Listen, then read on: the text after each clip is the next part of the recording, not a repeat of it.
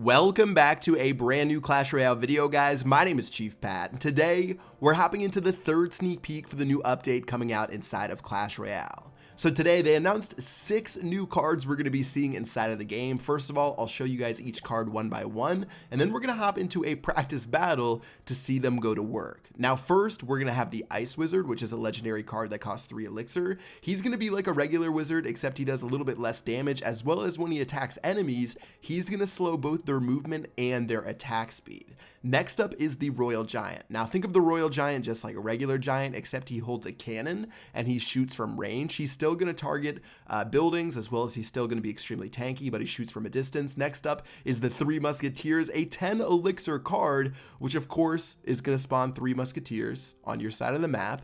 Next up is the Princess, another and our second legendary card, which is going to shoot a volley of arrows from halfway across the map. She's super squishy, but does a decent amount of damage. Can definitely see her used inside of a lot of decks. Fifth, we'll have the Poison Spell. Similar to Clash of Clans, the Poison Spell is going to do damage over time to both buildings and units. And finally, we have the Dark Prince. So the Dark Prince is like the regular Prince, where he does extra damage after he starts charging, except the Dark Prince is going to have a shield, as well as he does area damage, although he is way squishier when it comes to hit points. So that is it for these 6 new cards. Of course, talking about them is fun. Let's go ahead and check them out in a battle where I go off against Reversal, who is a fellow Clash Royale YouTuber. So starting out, let's go ahead and place a tombstone in the center of our base. Of course, if you guys have not seen some of the changes, you have to drop them a little bit closer in order to aggro enemy units. So it didn't end up doing that much. I'm going to drop my own Dark Prince to counter his Dark Prince, as well as my Princess, and go ahead and check out the Princess's range. She can shoot from super far away. She can literally shoot from the bridge and hit a tower, so you definitely have to make sure to watch out for her, and she always has to be taken care of. So while my Princess fires away at that tower, my Ice Wizard's going to go up to that tower. Honestly, the Ice Wizard doesn't do a ton of damage at level 1. He is really more of utility with his slow as far as attack speed as well as movement speed. But my Princess is just going to keep hammering away on that tower.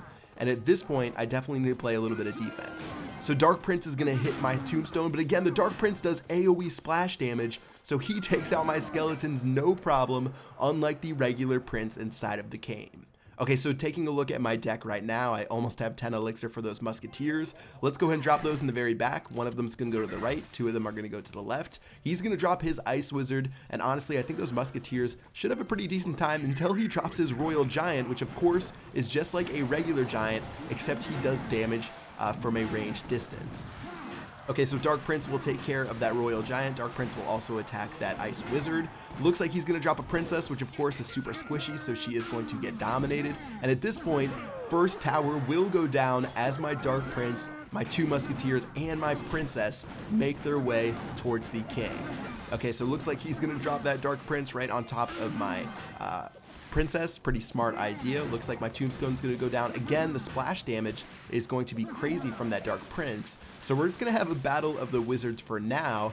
As you can see them tickle each other and not really do too much damage. Okay, so with a minute left, we're going to go to overtime. I'm going to drop my Royal Giant on the right-hand side. Again, Royal Giant's going to be super slow, so he's going to take a while to get to that tower. Looking at how I can counter him, he'll drop his Rage Spell right there. 3 Musketeers will go down with another Rage Spell on top of it. Princess and Royal Giant going down the right-hand side. Now, with that Ice Wizard, going to want to take care of that with my Musketeers. Looks like his Princess is actually going to do a crazy amount of damage to my Musketeers, but still, down the right-hand lane, Poison Spell or Freeze Spell is going to go down on the tower and those troops. Poison Spell will drop down as well. That will give us the second crown with only 20 seconds left and full HP on our bottom right-hand tower. Looks like we are going to be able to pick up the victory. So for the cards that they announced, I definitely think some of them are pretty strong. Honestly, I think the Princess seems really strong to me. Of course, they can always change the values of these cards before the update comes out, so things can always change. But let's see what happens as it goes live. Gonna go ahead and freeze that gear right there, and that will wrap up the match against Reversal. GG. Well played. So that's going to do it for this third sneak peek right here. I hope you guys enjoyed it. These cards look absolutely insane. If you guys have any comments, just drop them in the comment section below. Of course, if you have not subscribed already, make sure you subscribe for all of the gameplay when these new cards come out in the new update. But yeah, that is going to do it for this video. Until next time, I will see you guys later. Peace out.